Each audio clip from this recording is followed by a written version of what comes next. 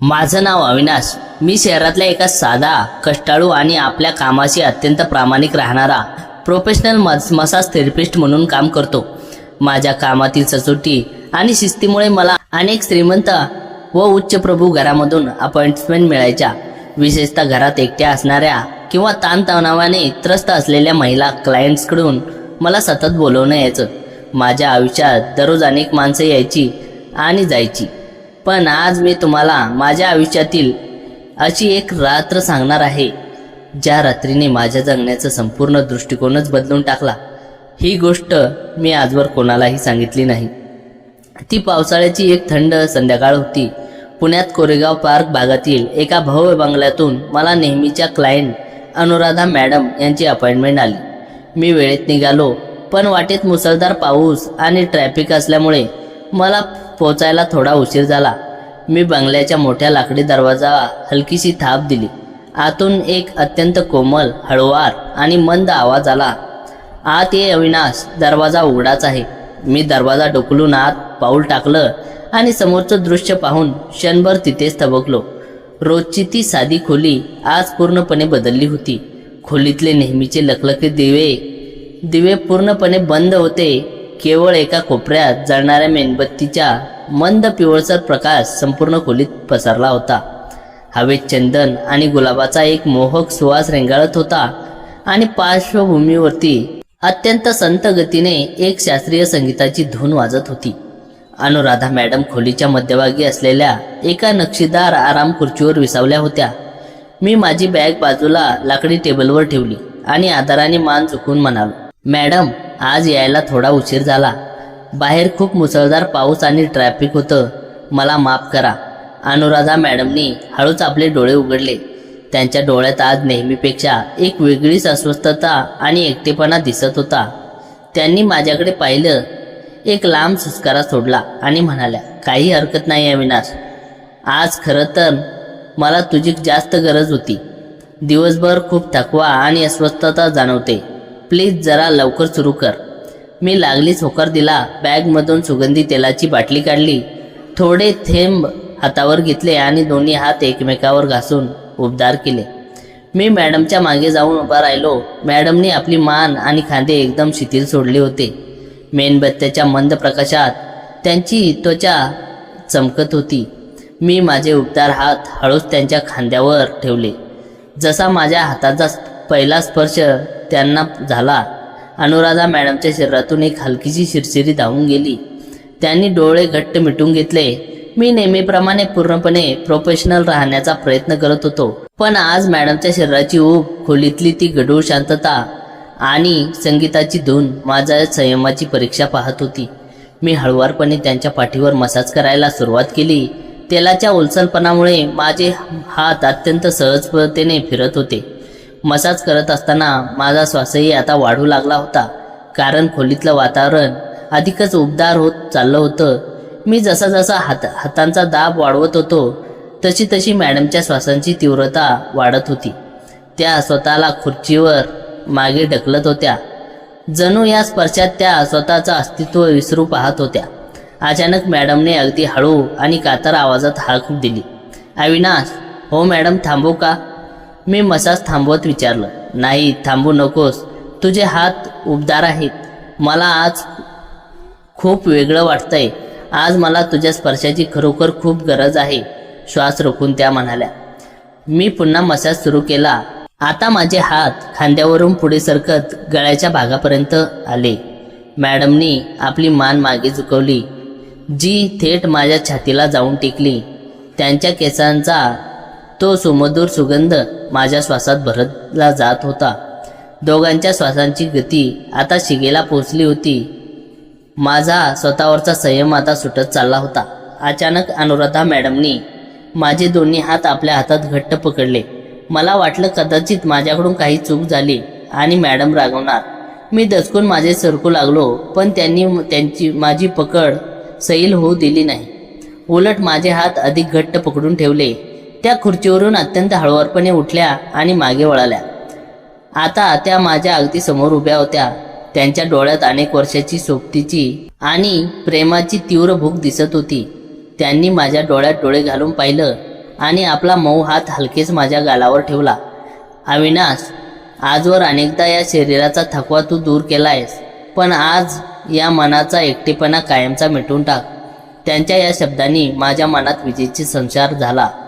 मी काही बोलणार त्याआधी मॅडमनी पुढे होऊन मला थेट मिठी तोडलं. त्या रात्री मर्यादांची सर्व बंधने गळून पडाली. मॅडमनी जसं मला मिठी तोडलं तसा क्षणभर माझा श्वास रोखला गेला. एका अत्यंत श्रीमंत आणि सुंदर स्त्रीच्या शरीराची ऊब मला इतक्या जवळून जाणवत होती. त्यांचा तो रेशमी गाऊ माझ्या हातांचा स्पर्श करत होता. मी पूर्णपणे सुन्न झालो होतो. डोक्यात विचार आला, अविनाश, तू हे काय करतोयस? ही तुझी नोकरी आहे आणि मर्यादा राखणं तुझं काम आहे. पण दुसरीकडे अनुराधा मॅडमच्या डोळ्यातील तो एकटेपणा आणि ओढ मला मागे सरकू देत नव्हती. मी खालच्या सुरात म्हणालो, मॅडम, हे खूप चुकीचं आहे. मी इथे फक्त कामासाठी. पण त्यांनी माझे शब्द पूर्ण होऊ दिले नाहीत.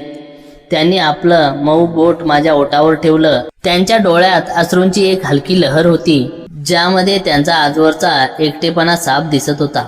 त्या हळूच म्हणाल्या, आज मला मॅडम म्हणू नकोस. आज मी फक्त एक स्त्री आहे, जी गेले अनेक वर्ष या मोठ्या बंगल्यात फक्त खऱ्या साथीदाराच्या शोधात जगत आहे. आज मला तुझी साथ हवी आहे. त्यांच्या या शब्दांनी माझ्या मनातली भावना पूर्ण जागृत झाली. मी हळूच म्हणालो, अनुराधा, आज तू खूपच सुंदर दिसतेस. असं म्हणताच त्यांनी माझं नाव ऐकून छातीवर डोकं टेकवलं आणि मीही त्यांना घट्ट मिठीत घेतलं. त्यांचे श्वास आता वेगाने चालू होते. त्यांच्या केसात मी हात फिरवत होतो.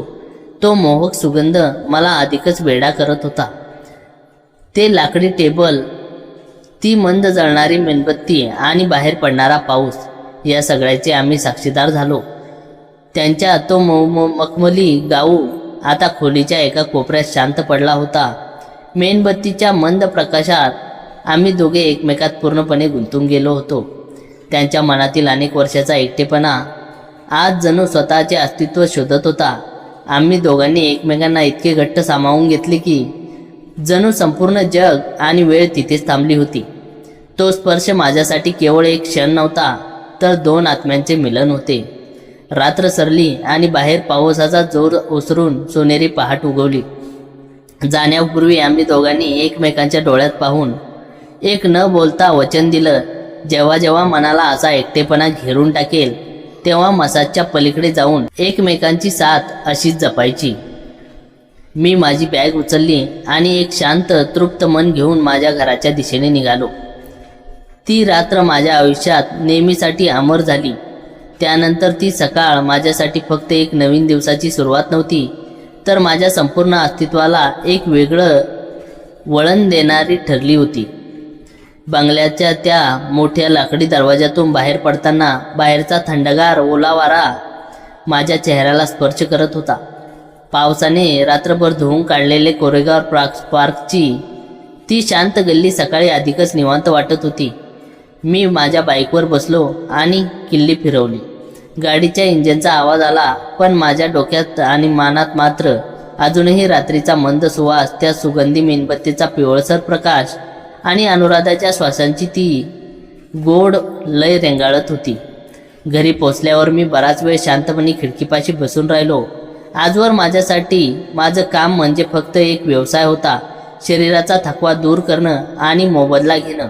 पण काल रात्री मी ज्या अनुराधाला पाहिलं होतं, ती अत्यंत श्रीमंत, सुशिक्षित आणि तरीही आतून पूर्णपणे एकाकी असलेली स्त्री होती. पैशाने जगातल्या सर्व सुखसोयी विकत घेता येतात, पण मनाला शांतता आणि एकांत घालवण्यासाठी एक सच्चा साथीदार विकत घेता येत नाही. या वास्तवाचीही मला त्या रात्री जाणीव झाली होती. त्या घटनेनंतरचे काही दिवस अत्यंत शांततेत गेले. मला वाटलं होतं की कदाचित अनुराधा आता पुन्हा मला बोलवणार नाही, किंवा काल रात्री घडलेल्या प्रकारानंतर तिला संकोच वाटेल. पण 7व्या दिवशी नेहमीप्रमाणे संध्याकाळी माझ्या फोनवर तिचा मेसेज आला, अविनाश, आज संध्याकाळी 7 वाजता वेळ मिळेल का? फक्त मसाजसाठी नाही, जरा बोलायचं आहे. मेसेज वाजून माझ्या छातीत हलकीशी धडधड झाली. मी वेळेवर तिच्या बंगल्यावर पोचलो. आज खोलीतले दिवे नेहमीसारखे चालू होते. ती नेहमीच्या साध्या पण अत्यंत आकर्षक पांढऱ्या कॉटनच्या साडीत बसली होती तिच्या चेहऱ्यावर एक शांत आणि निवांत हसू होतं. मी आता आल्यावर तिने समोरच्या सोफ्यावर बसण्याचा इशारा केला. आज तिथे थेरपिस्ट आणि क्लायंट या नात्याची जागा एका अकलनीय गढूळ आणि रेशमी नात्याने घेतली होती. चहा घेणार अविनाश? तिने विचारलं. हो चालेल, मी संकोचाने निघणारा आवाज सांभाळत म्हणालो. तिने स्वतः चहा बनवून आणला आणि माझ्या शेजारी येऊन बसली. चहाचा कप हातात घेताना आमचे हात एकमेकांना स्पर्शून गेले. तो स्पर्श कालच्या इतकाच उबदार आणि परिचित होता. अविनाश अनुराधाने कप खाली ठेवत माझ्या डोळ्यात पाहिलं. त्या रात्रीनंतर मला वाटलं होतं की तू कदाचित माझ्याबद्दल भलताच विचार करशील, पण मला तुला आज एक गोष्ट सांगायची आहे. माझं लग्न एका मोठ्या उद्योगपतीशी झालं, ती पुढे सांगू लागली. तिचा आवाज तो कातर झाला होता. जगाच्या नजरेत मी खूप सुखी आहे. भव्य बंगला, आलिशान गाड्या, अमाप पैसा. पण या सगळ्यात माझा नवरा इतका व्यस्त झाला की तो मला आणि माझ्या भावनांना पूर्ण विसरून गेला. गेल्या 5 वर्षात आम्ही एकाच छताखाली राहूनही 2 अनोळखी माणसासारखं जगत होतो. मला पैशाची गरज नव्हती अविनाश. मला गरज होती एका अशा माणसाची ज्याच्यासमोर मी माझं मन मोकळं करू शकेन, जो माझ्या स्पर्शाला समजून घेईल. तिने हळूच आपला हात माझ्या हातावर ठेवला. तिच्या हाताची ती मऊ आणि रेशमी ऊब माझ्या नसानसात भिनली आणि त्या रात्री तिने मंद हसत पुढे जोडलं. तुझ्या त्या प्रामाणिक आणि उबदार स्पर्शात मला ते प्रेम, ती ओढ आणि ती शांतता मिळाली जिचा शोध मी गेली अनेक वर्ष घेत होते. मी तिच्या हातावर दुसरा हात ठेवला आणि तिच्या डोळ्यात पाहिलं. तिचे डोळे पाण्याने भरले होते, पण त्यात एक वेगळंच समाधान होतं. अनुराधा, मी पहिल्यांदाच तिच्या नावाचा उच्चार असा केला होता. मी एक साधा माणूस आहे, पण त्या रात्री मला जाणवलं की तुझ्या या चेहऱ्यामागे किती मोठं दुःख लपलेलं आहे. मी तुझ्या कामासाठी आलो होतो, पण आता मला तुझा तो एकटेपणा कायमचा पुसून टाकायचा आहे. माझे हे शब्द ऐकताच अनुराधाच्या चेहऱ्यावर एक सुंदर हास्य उमलले. तिने न सांगताच माझ्या भावना ओळखल्या होत्या. तिने माझा हात धरला आणि मला तिच्या अभ्यासिकेकडे नेले, जिथे एक मोठा बाल्कनीचा भाग होता. बाहेर मंद पाऊस पडत होता आणि हवेत गारवा होता. तिने संगीताची एक मंद धुंद लावली. बाल्कनीत बसून आम्ही तासनतास गप्पा मारल्या. तिच्या लहानपणीच्या आठवणी, तिचे स्वप्न, तिचे एकटेपण आणि माझा साधेपण, माझे कष्ट आम्ही एकमेकांना पूर्णपणे उघड करून दाखवत होतो. गप्पा मारता मारता रात्र कधी झाली कळलंच नाही. बाहेर पावसाचा जोर वाढला होता. अनुराधाने माझे दोन्ही हात हातात घेतले आणि माझ्या जवळ आली. तिच्या केसांचा तोच परिचित मोहक सुगंध पुन्हा माझ्या श्वासात भरू लागला. अविनाश, आज पुन्हा एकदा मला तुझ्या त्या उबदार स्पर्शाची गरज आहे. पण आज शरीराच्या थकव्यासाठी नाही, तर माझ्या मनाला पूर्वत्व मिळण्यासाठी. ती माझ्या कानाजवळ हळूच फुटफुटली. मी तिला माझ्या मिठीत घेतले. तिच्या पाठीवर माझे हात फिरू लागले. तेलाचा मसाज नव्हता, पण आमच्या भावनिक स्पर्शात एक वेगळीच जादू होती. तिने तिचे डोके माझ्या छातीवर टेकवले. तिचे हृदय वेगाने धडधडत होते आणि माझा श्वास तिच्या श्वासात मिसळत होता. तिच्या साडीचा पदर हलकेच खांद्यावरून घसरला. मेणबत्तीच्या मंद आणि पिवळसर प्रकाशात तिचे सौंदर्य अधिकच खुलून दिसत होतं. मी हळुवारपणे तिची मान आणि खांद्यावर माझे ओठ टेकवले. तिच्या शरीरातून एक गोड शिरशिरी धावून गेली. तिने मला घट्ट मिठीत मारले. त्या बाल्कनीत पावसाच्या तालावर आणि मंद संगीताच्या पार्श्वभूमीवर आम्ही दोघांनी एकमेकांना पूर्णपणे समर्पित केले. तो केवळ एक शारीरिक ओढ नव्हती, तर 2 दुभंगलेल्या आणि एकाकी आत्म्यांचा एकमेकांमध्ये झालेला विलय होता. तिच्या प्रत्येक श्वासात माझ्याबद्दलचे प्रेम आणि आदर स्पष्ट जाणवत होता. सकाळच्या पहिले किरण खिडकीतून आत आला तेव्हा अनुराधा माझ्या छातीवर डोकं ठेवून शांतपणे झोपली होती. तिच्या चेहऱ्यावर एक अद्भुत समाधानाची आणि तृप्तीची भावना होती. मी तिच्या केसावरून हळूच हात फिरवला. तिने हळूच डोळे उघडले आणि माझ्याकडे पाहून एक गोड हसू दिलं. अविनाश, आता तू माझ्या आयुष्यातून कधीच जाऊ शकत नाहीस, ती म्हणाली. मी कुठे जाणार नाही अनुराधा. जेव्हा जेव्हा तुला माझी गरज असेल, मी तुझ्या पाठीशी उभा असेन, मी तिला वचन दिले.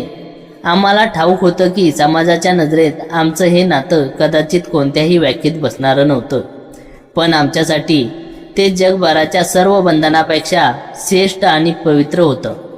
त्या दिवशी मी तिच्या घरातून बाहेर पडलो तेव्हा माझ्या हातात फक्त माझी थेरपीची बॅग नव्हती, तर माझ्या हृदयात अनुराधाने आयुष्यभर पुरणारे प्रेम, एक सच्च्या नात्याची ऊब होती. अविनाश आणि अनुराधाची ही कहाणी आता फक्त एका मसाज थेरपिस्ट आणि क्लायंटची राहिली नव्हती, तर दोन जीवाच्या अथांग प्रेमाची एक अमर गाथा बनली होती. त्या घटनेनंतर माझी आणि अनुराधाची दुनिया पूर्णपणे बदलून गेली होती. आमचं हे नातं आता केवळ काही चोरट्या क्षणापुरतं किंवा बंद खोलीतील भेटीपुरतं उरलं नव्हतं. त्याला अतिशय खोल भावनिक आत्मिक अधिष्ठान प्राप्त झालं होतं. मी रोजच्यासारखं माझं काम प्रामाणिकपणे करत होतो, पण आता माझ्या प्रत्येक कामात, माझ्या प्रत्येक विचारात अनुराधाचा चेहरा आणि तिचा उबदार स्पर्श जाणवत असायचा. दुसरीकडे अनुराधाच्या आयुष्यातही एक अभूतपूर्व बदल घडून आला होता. तिच्या चेहऱ्यावरचं ते अनेक वर्षाचं साचलेलं औदासीन्य पार गायब झालं होतं. ती आता हसायला लागली होती, जगायला लागली होती. पण नियतीला बहुधा आमचं हे शांत आणि तृप्त आयुष्य फार काळ पाहावं वाटलं नाही. एका घटनेने आमच्या नात्याची परीक्षा पाहायचं ठरवलं होतं. थंडीचे दिवस सुरू झाले होते. डिसेंबर महिन्याची एक शांत संध्याकाळ होती. मला अनुराधाचा फोन आला, पण आज तिच्या आवाजात नेहमीसारखा गोडवा आणि उत्साह नव्हता. तिच्या आवाजात थरथरत होता आणि प्रचंड घाबरलेली वाटत होती. अविनाश, प्लीज तू आत्ताच्या आत्ता बंगल्यावर येऊ शकतोस का? मला तुझी खूप गरज आहे, ती उंदकी देत म्हणाली. मी कसलाही विचार न करता माझी बॅग घेतली आणि लगेच गाडीवर तिच्या बंगल्याच्या दिशेने निघालो. जेव्हा मी तिथे पोहोचलो तेव्हा बंगल्यातील वातावरण पूर्णपणे बदललं होतं. खोलीतील दिवे पूर्णपणे चालू होते आणि अनुराधा सोफ्यावर बसून रडत होती. तिचे हात पाय थरथरत होते. मी धावतच तिच्याजवळ गेलो आणि तिचे हात माझ्या हातात घेतले. अनुराधा, काय झालं? तू एवढी घाबरली आहेस? मी काळजीने विचारलं. तिने माझे हात घट्ट धरले आणि माझ्या छातीवर डोके ठेवून ती मोठ्याने रडू लागली. अविनाश, माझे मिस्टर विक्रम, ते अचानक अमेरिकेतून परत आले. त्यांनी व्यवसाय बंद केला आणि ते आता कायमचे भारतात राहणार आहे. माझ्या पायाखालची जमीन सरकली. विक्रम, तिचा नवरा, ज्याच्या अनुपस्थितीत आमचं नातं फुललं होतं, तो आता कायमचा परत आला होता. आणि अनुराधाने अश्रू पुसत पुढे सांगितले, त्यांनी माझ्या बदललेल्या स्वभावाबद्दल संशय घेतोय. आज त्यांनी मला थेट विचारलं की गेल्या काही महिन्यात तुझ्या आयुष्यात असं काय बदललंय की तू एवढी खुश असतेस? अविनाश, मी खूप घाबरले आहे. मला वाटतंय आपण आता पुन्हा कधीच भेटू शकणार नाही. अनुराधाचे हे शब्द माझ्या थेट काळजाला भिडले. मला जाणवलं की एका क्षणात आमचं हे सुंदर जग कोलमडून पडण्याच्या मार्गावर होतं. माझी आणि तिची सामाजिक प्रतिष्ठा, माझी नोकरी आणि तिचं वैवाहिक आयुष्य सगळंच पणाला लागलं होतं. मी अनुराधाच्या चेहऱ्यावरून तिच्या केसांच्या लाटा मागे सरकवल्या. तिच्या डोळ्यातील अश्रू मी माझ्या हाताच्या अंगठ्याने हळूवार पुसले. अनुराधा, माझ्याकडे बघ, मी अगदी संत आणि शांत आवाजात म्हणालो. तिने तिचे अश्रू भरलेले डोळे माझ्याकडे वळवले. आपलं नातं हे फक्त शरीराचं नव्हतं अनुराधा, ते दोन दुभंगलेल्या मनाचं आणि आत्म्यांचं मिलन होतं.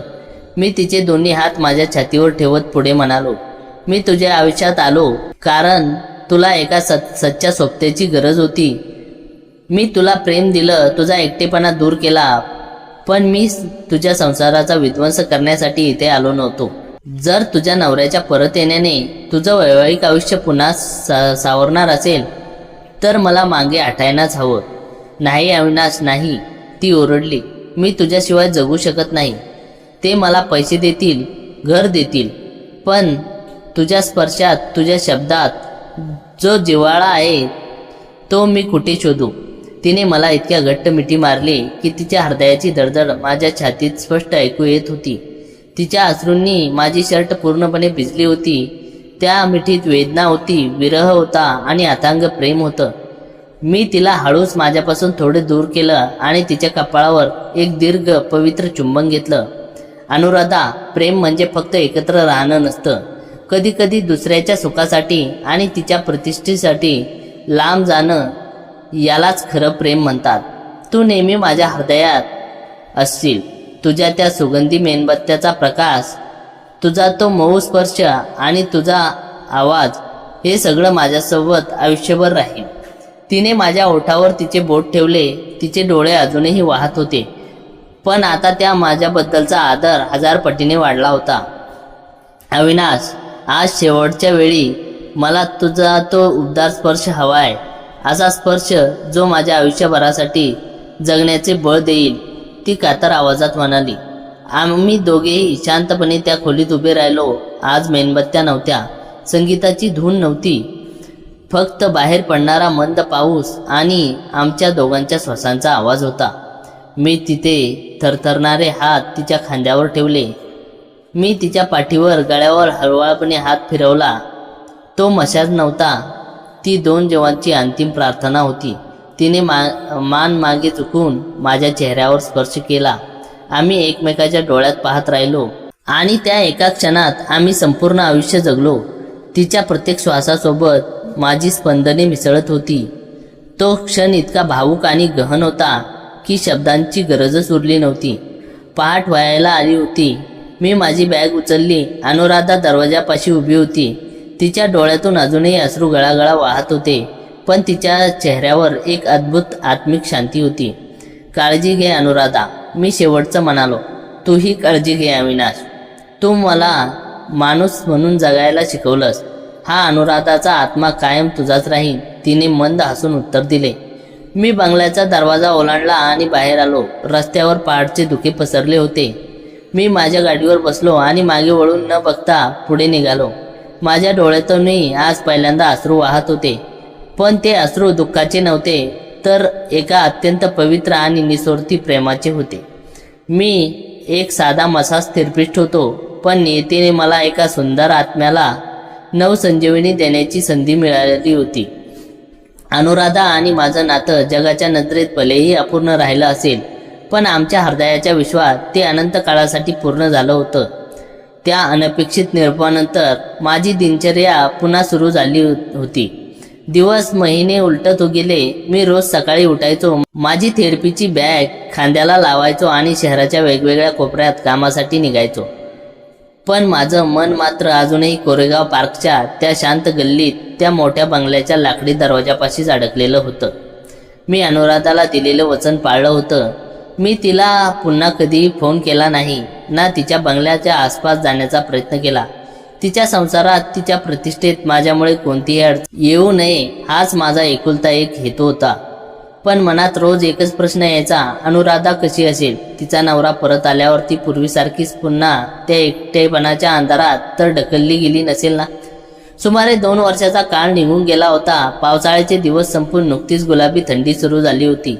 एका संध्याकाळी मी नेहमीप्रमाणे माझं काम संपून पुण्यात एका प्रसिद्ध रुग्णालयाच्या बाहेरील बागेत शांतपणे बसलो होतो. माझ्या एका जुन्या क्लायंटचे वडील तिथे दाखल होते आणि त्यांचा मसाज थेरपीसाठी मी तिथे गेलो होतो. थकावट दूर करण्यासाठी मी चहाचा कप हातात घेऊन बाकावर बसलो. अचानक लांबून एका अनोळखी सुवास हवेत रेंगाळला. तो चकाकणारा मोहक चंदनासारखा सुगंध, जो 2 वर्षापूर्वी माझ्या स्वतःच बिनला होता. माझे हृदय वेगाने धडधडू लागले. मी पटकन मान वर करून पाहिलं. काही अंतरावर व्हीलचेअरवर एक वयोवृद्ध आजारी पडलेले गृहस्थ बसले होते आणि त्यांच्या मागे ती व्हीलचेअर हळुवारपणे ढकलत असणारी स्त्री होती, अनुराधा. तिने नेहमीसारखीच अत्यंत साधी पण प्रसन्न रंगाची साडी नेसली होती. तिच्या चेहऱ्यावर तेज आजही तसेच होते, पण त्यात आता एक वेगळाच परिपक्वपणा, एक वेगळीच शांतता आणि ताकद दिसत होती. व्हीलचेअर बागेतील एका झाडाखाली आणून तिने थांबवली. तिने त्या गृहस्थाच्या पाठीवर मायेने हात फिरवला. त्यांना उबदार शाल पांघरली आणि पाणी पाजले. ते गृहस्थ दुसरे कोणी नसून तिचे पती विक्रम होते. मी लांबूनच हे सर्व पाहत होतो. माझे पाय तिथेच गोठले होते. अचानक विक्रम यांनी काहीतरी मागितले आणि अनुराधा बागेतील ज्यूस स्टॉलकडे वळली. वळताना तिची नजर थेट माझ्यावर पडली. 2 वर्षाचा प्रदीर्घ काळ एका क्षणात गळून पडला. आमच्या नजरा एकमेकांना भिडल्या. तिच्या हातातील पिशवी जराशी सैल झाली. तिचे पाऊल तिथेच थांबले. तिच्या डोळ्यात एकाच वेळी अनेक भावनांचा कल्लोळ उठला. आश्चर्य, आनंद, जुन्या आठवणींची वेदना आणि अथांग प्रेम. तिने तिच्या पतीकडे पाहिले. ते शांतपणे डोळे मिटून विसावले होते. ती अत्यंत हळुवार पावलांनी माझ्या दिशेने यायला सुरुवात केली. ती माझ्या समोर येऊन उभी राहिली. बागेतील गर्दी, माणसाची वर्दळ, वाहनांचा आवाज, सर्व काही शून्य झाले होते. त्या क्षणी तिथे फक्त मी आणि अनुराधा होतो. अविनाश. तिच्या ओठातून अत्यंत कातर आणि हळुवार आवाज बाहेर पडला. अनुराधा. माझ्या तोंडातून शब्द फुटत नव्हता. माझे डोळे पाण्याने भरून आले. तिने मंद हसून माझ्या डोळ्यातील अश्रू पाहिले. तिने तिचा मऊ हात पुढे केला आणि माझ्या हातावर ठेवला. तो स्पर्श, तोच उबदारपणा, ज्याने एकेकाळी माझं संपूर्ण अस्तित्वाला व्यापून टाकलं होतं. तू कसा आहेस? तिने विचारलं. मी बरा आहे अनुराधा. तू कशी आहेस? आणि हे? मी व्हीलचेअरकडे इशारा करत विचारले. तिने एक लांब सुस्कारा सोडला, पण तिच्या चेहऱ्यावर पूर्वीसारखी अस्वस्थता किंवा लाचारी नव्हती. हे माझे मिस्टर विक्रम, ती सांगू लागली. तिचा आवाज गंभीर होता. अमेरिकेतून आल्यावर काही महिन्यात त्यांना अंतर्वायूचा झटका आला. त्यांचा संपूर्ण व्यवसाय बुडाला. आज ते पूर्णपणे माझ्यावर अवलंबून आहेत. माझे डोळे आश्चर्याने मोठे झाले. अनुराधा, मग तू सगळं कशी सांभाळतेस? तिने माझा हातातला आपला हात थोडा घट्ट केला आणि माझ्या डोळ्यात डोळे घालून पाहिले. अविनाश, जेव्हा तू 2 वर्षापूर्वी माझ्या आयुष्यात आला होतास, तेव्हा मी आतून पूर्णपणे तुटलेली कमजोर स्त्री होते. पण तू मला तुझा स्पर्श दिला नाहीस. तू मला माझं हरवलेलं अस्तित्व दिलंस. तू मला प्रेम करायला शिकवलंस आणि स्वतःवर विश्वास ठेवायला शिकवलंस. तू दिलेल्या त्या आत्मिक ताकदीवरच आज मी संपूर्ण संसाराचा भार पेलू शकते. अनुराधाचे हे शब्द ऐकून माझे काळीज भरून आले. मी ज्या स्त्रीला एकटी आणि दुःखी सोडून गेलो होतो, ती आज एका पुरुषाची आणि संपूर्ण घराची ढाल बनून उभी होती. माझ्या एका निस्वार्थी प्रेमाने तिच्या आयुष्याला ही नवसंजीवनी दिली होती. मी रोज रात्री देवाचे आभार मानते. अविनाश. तिच्या डोळ्यातून एक अश्रू घसरून तिच्या गालावर आला. की माझ्या आयुष्यात तुझ्यासारखा एक पवित्र आत्मा आला. आपण आज एकत्र नाही आहोत. आपण कधी एकत्र राहू शकत नाही. पण माझा प्रत्येक श्वास, माझी प्रत्येक सेवा ही तू दिलेल्या प्रेमाचीच एक परतफेड आहे. मी माझं दुसरं हात तिच्या हातावर ठेवला. मला तुझा खूप अभिमान वाटतोय अनुराधा. तू आजही माझ्या हृदयातल्या त्या मंद मेणबत्तीसारखी आहेस, जी स्वतः जळून इतरांना आयुष्याचा प्रकाश पसरवते. दुरून विक्रम यांनी अनुराधाला हाक मारली. तिने मागे वळून पाहिले आणि पुन्हा माझ्याकडे वळली. तिने तिचे ओठ माझ्या हाताच्या मागच्या बाजूला हलकेच टेकवले. तो स्पर्श म्हणजे प्रेम, आदर आणि जन्माजन्माच्या नात्याची मोहर होती. मला निघायला हवे अविनाश. काळजी घे, ती हळूच म्हणाली. तूही काळजी घे अनुराधा. ती मागे वळली आणि विक्रम यांच्या व्हीलचेअरकडे निघून गेली. मी बाकावर उभा राहून तिला लांब जाताना पाहत राहिलो. संध्याकाळचे सोनेरी किरण तिच्या पाठीवर पडत होते. तिने व्हीलचेअर पुढे नेली आणि रुग्णालयाच्या इमारतीतून निघून गेली. माझ्या डोळ्यातून अश्रू वाहत होते, पण आज माझ्या छातीत एक अभूतपूर्व समाधान आणि शांती होती. आमचं नातं कोणत्याही सामाजिक व्याख्येत बसणारं नव्हतं.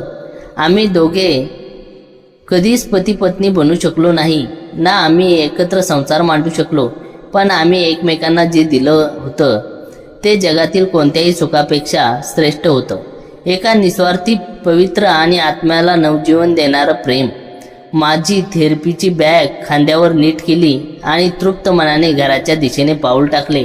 अविनाश आणि अनुराधाची ही कथा शरीराच्या पलीकडे जाऊन 2 आत्म्याच्या अथांग प्रेमाची एक अमर गाथा बनून माझ्या हृदयात सदैव जिवंत राहणार होती. त्या रुग्णालयातील बागेतील भेटीनंतर कित्येक महिने उलटून गेले. अनुराधाच्या त्या खंबीर रूपाने माझ्या मनावर उरला सुरला ताण आणि रुखरुख कायमची पुसून टाकली होती. मला आता तिची काळजी वाटत नव्हती, तर तिच्याबद्दल अथांग आदर होता. मी माझ्या नेहमीच्या कामात स्वतःला पूर्णपणे झोकून दिलं होतं. दिवसातून अनेक चेहरे, अनेक शरीरे माझ्या हाताखालून जायची, पण माझ्या हातांना असलेला तो उबदारपणा आणि पाठीशी असलेली प्रामाणिकतेची भावना दिवसेंदिवस अधिकच गढूळ होत गेली होती. थंडीचे दिवस संपून आता उन्हाळ्याचे दिवस सुरू झाले होते. मे महिन्याची एक अत्यंत उष्ण आणि थकवणारी दुपार होती. मी एका क्लिनिकमध्ये माझी थेरपी स्पेशल संपवून बाहेर पडलोच होतो की माझ्या फोनवर एक अनोळखी नंबरवरून कॉल आला. मी फोन कानाला लावला. हॅलो. थोड्याशा शांततेनंतर पलीकडून एक अस्पष्ट थरथरणारा आणि अश्रूत भिजलेला आवाज आला. अविनाश, मी अनुराधाची मैत्रीण मानसी बोलते. मानसीचं नाव ऐकताच माझ्या हृदयाची धडधड एकाकी वाढली.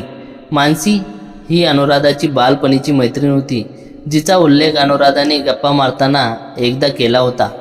हो मानसीजी, बोला. अनुराधा ठीक आहे ना? मी श्वास रोखून विचारलं. पलीकडून एक लांब सुस्कारा आणि हुंदका ऐकू आला. अविनाश, विक्रम सेठ यांचं गेल्या आठवड्यात निधन झालं. ते गेल्यानंतर अनुराधा पूर्णपणे शांत झाली होती. तिने अन्न पाणी जवळजवळ सोडलं होतं आणि आज सकाळी तिची प्रकृती अचानक खूप बिघडली. ती दीनानाथ मंगेशकर रुग्णालयात ICU मध्ये दाखल केलं आहे. डॉक्टरांचे प्रयत्न सुरू आहेत, पण तिची जगण्याची इच्छाच संपल्यासारखं वाटते. हे ऐकताच माझ्या हातातला फोन सुटता सुटता वाचला. माझ्या पायाखालची जमीनच घसरली. डोळ्यासमोर अंधारी आली. तिने मला तुझा नंबर शोधून फोन करायला सांगितला. अविनाश, ती तुझी वाट पाहते. प्लीज तू लवकरात लवकर ये, मानसी रडत म्हणाली. मी क्षणाचाही विलंब न करता माझ्या बाईककडे धावलो. कडक उन्हात रहदारीच्या रस्त्यावरून गाड्यांना चुकवत मी वाऱ्याच्या वेगाने रुग्णालयाकडे निघालो. डोळ्यातून सतत पाण्याचे थेंब घसरत होते आणि मनात एकाच प्रार्थना चालली होती. देवा, माझ्या अनुराधाला काही होऊ देऊ नकोस. मला फक्त एकदा तिला बघू दे. रुग्णालयात पोहोचताच मी ICUच्या दिशेने धाव घेतली. बाहेर मानसी उभी होती. तिचे डोळे लाल झाले होते. मला पाहताच ती जवळ आली. तिने एका खोलीकडे इशारा केला. ती आत आहे अविनाश. डॉक्टर म्हणालेत की तिच्या शरीराचे अवयव प्रतिसाद देत नाहीयेत. ती खूप कमजोर झाली आहे, मानसीचा आवडा गिळत सांगितलं. मी काच लावलेल्या दरवाजातून आत पाहिलं. पांढऱ्या शुभ्र बेडवर अनुराधा झोपली होती. तिच्या शरीराला अनेक मशीन्स, सलाईन्स, नळ्या आणि ऑक्सिजनचा मास्क लावलेला होता. ती 2 वर्षापूर्वी रुग्णालयाच्या बागेत भेटली होती. ती खंबीर अनुराधा आणि आज बेडवर पडलेली अनुराधा यात जमीन आसमानचा फरक होता. ती अत्यंत क्षीण झाली होती. तिचे गाल बसले होते, पण आता तिच्या चेहऱ्यावरची तीच सात्विकता अजूनही कायम होती. मी हळूच ICUच्या लाकडी दरवाजा ढकलून आत पाऊल टाकलं. मशीनचा तो सतत येणारा बीप बीप असा आवाज त्या खोलीची शांतता अधिकच भयानक बनवत होता. मी अत्यंत हळुवार पावलांनी तिच्या बेडजवळ गेलो. मी तिच्या शेजारी असलेल्या खुर्चीवर बसलो. माझे हात थरथरत होते. मी हळूच माझा हात पुढे केला आणि तिच्या थंड पडलेल्या सलाईनच्या नळीने लावलेल्या हातावर ठेवला. माझ्या हाताची ऊब मिळताच त्या मशीनचा वेग जरासा बदलला.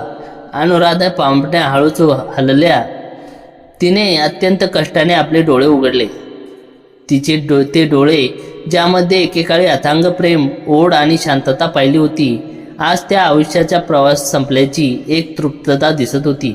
माझं तोंड पाहून तिचा फिकट ओठावर एक अगदी हलकं उजरतं हसू उमटलं. तिने ऑक्सिजन मास्कच्या आतूनच काहीतरी बोलण्याचा प्रयत्न केला. मी पटकन पुढे झालो आणि माझा कान तिच्या ओठाजवळ नेला.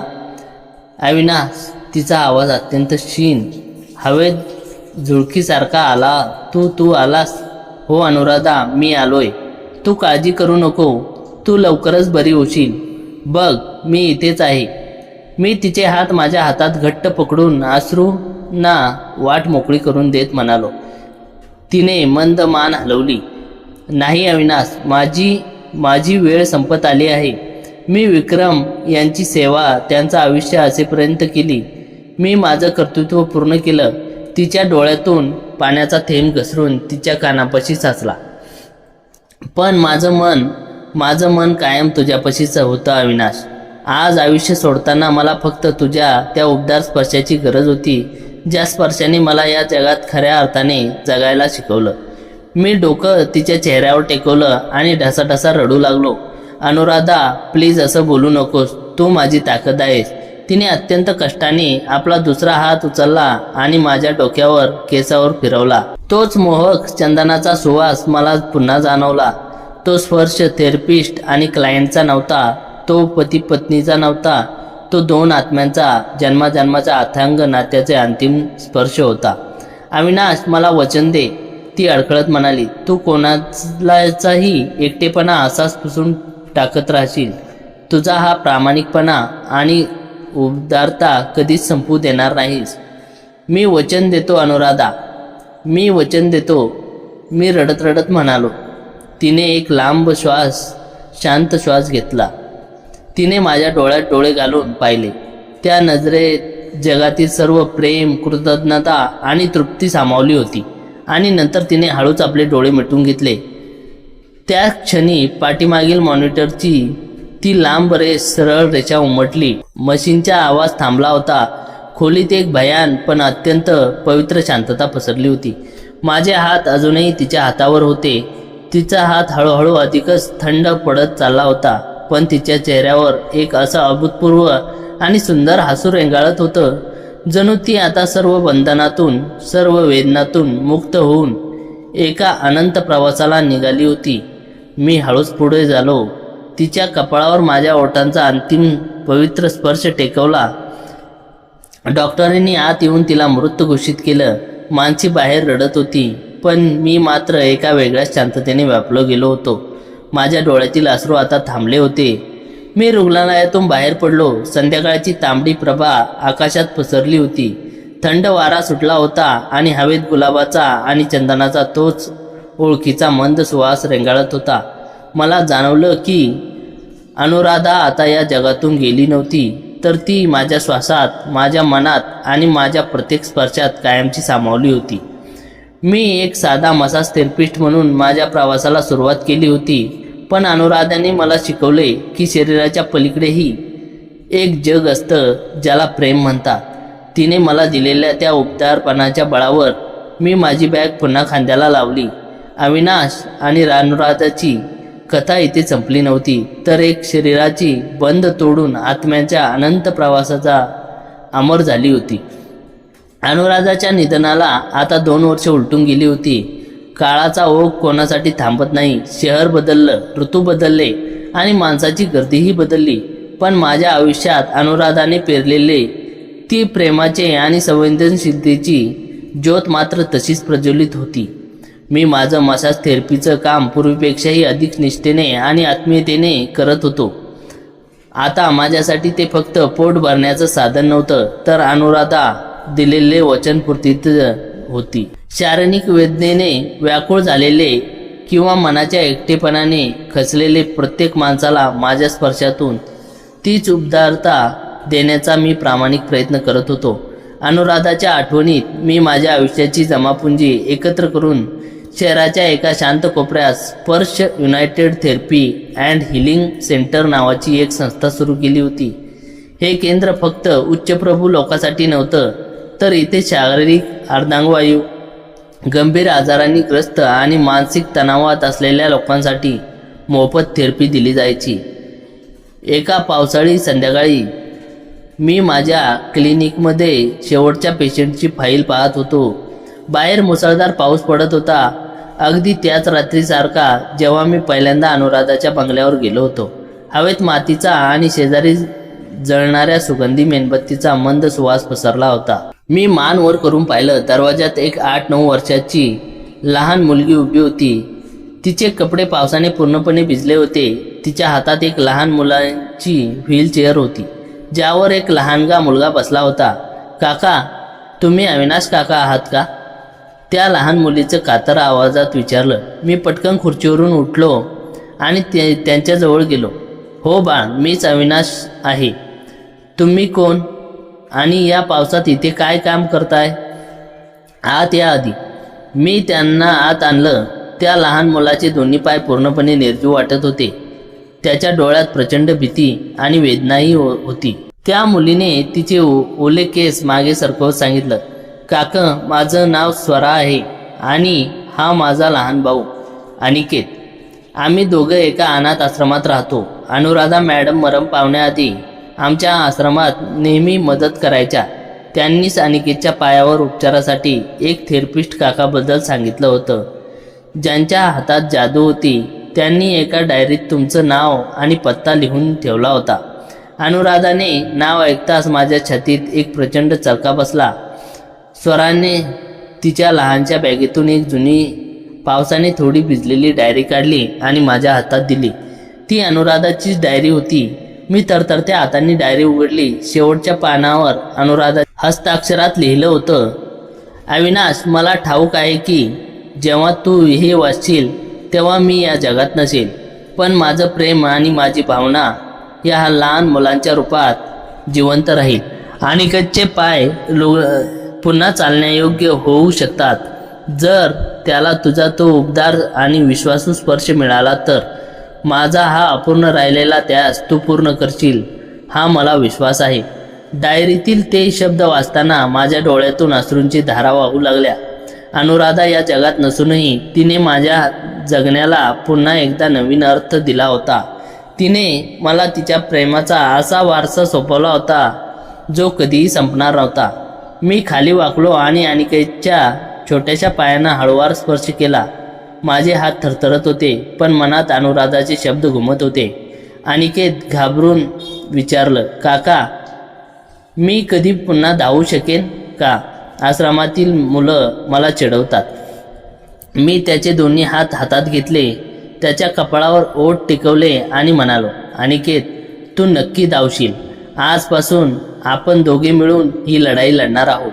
त्या रात्रीपासून माझ्या आयुष्याचा नवीन अध्याय सुरू झाला. मी अनिकेतवर दररोज 2 तास मेहनत घेऊ लागलो. त्याच्या पायाच्या स्नायूचे मसाज थेरपी देणं, त्यांना उबदार तेलाने मालिश करणं आणि त्याच्या मनात जगण्याची उमेद निर्माण करणं हा माझा रोजचा नियम बनला. हा प्रवास सोपा नव्हता. कित्येक महिने सतत थेरपी देऊनही अनिकेतच्या पायात काहीच हालचाल होत नव्हती. काही वेळा मी निराश व्हायचो, पण तेव्हाच मला अनुराधाचा मंद सुवास जाणवायचा. जणू ती माझ्या शेजारी उभी राहून म्हणायची, अविनाश, संयम ठेव. प्रेमाचा स्पर्श कधीच अपयशी ठरत नाही. आणि शेवटी 7 महिन्याच्या अथक परिश्रमानंतर तो दिवस आला. एका सकाळी थेरपी सुरू असताना मी अनिकेतच्या तळपायाला मसाज करत होतो. अचानक त्याच्या पायाचे अंगठे हलले. अनिकेतने मोठ्या आडोसा दिला. काका, मला काहीतरी जाणवतंय. माझ्या पायात मुंग्या आल्यासारखं वाटतंय. माझे हात तिथेच थांबले. स्वराने आनंदाने दोन्ही हातांनी तोंड झाकलं. मी अनिकेतला धरून उभं केलं. त्याचा पाय थरथरत होत्या, पण मी त्याला घट्ट धरून ठेवलं. हळूच एक पाऊल पुढे टाक अनिकेत, प्रयत्न कर. मी त्याला धीर दिला. त्याने थरथरत्या पायाने जमिनीवर पहिलं पाऊल टाकलं आणि नंतर दुसरं. तो पडणार इतक्यात मी त्याला मिठीत धरलं. त्या क्लिनिकमध्ये त्या क्षणी आनंदाश्रूचा पूर आला होता. स्वरा माझ्या पाया पडली आणि अनिकेत माझ्या गळ्याला मारून रडू लागला. अनिकेत आज स्वतःच्या पायावर उभा होता. तो धावत होता, खेळत होता. त्या संध्याकाळी मी क्लिनिकच्या बाल्कनीत उभा राहून आकाशाकडे पाहत होतो. संध्याकाळचे सोनेरी किरण ढगाआडून खाली येत होते. माझ्या हातात अनुराधाची ती जुनी डायरी होती. मी डोळे मिटले आणि एक खोल श्वास घेतला. हवेत चंदनाचा आणि गुलाबाचा तोच परिचित सुवास रेंगाळत होता. मला जाणीव झाली की अनुराधा माझ्यापासून कधीच दूर गेली नव्हती.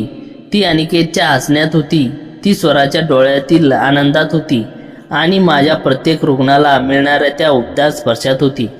आपण ज्याच्यावर प्रेम करतो त्याला मिळवणं म्हणजे प्रेम असतं असं नाही. कधीकधी कोणाच्या तरी आठवणीत स्वतःला इतरांच्या सेवेसाठी वाहून देणं हेच खरं प्रेम असतं. अविनाश आणि अनुराधाची ही कहाणी आता फक्त 2 व्यक्तीची उरली नव्हती.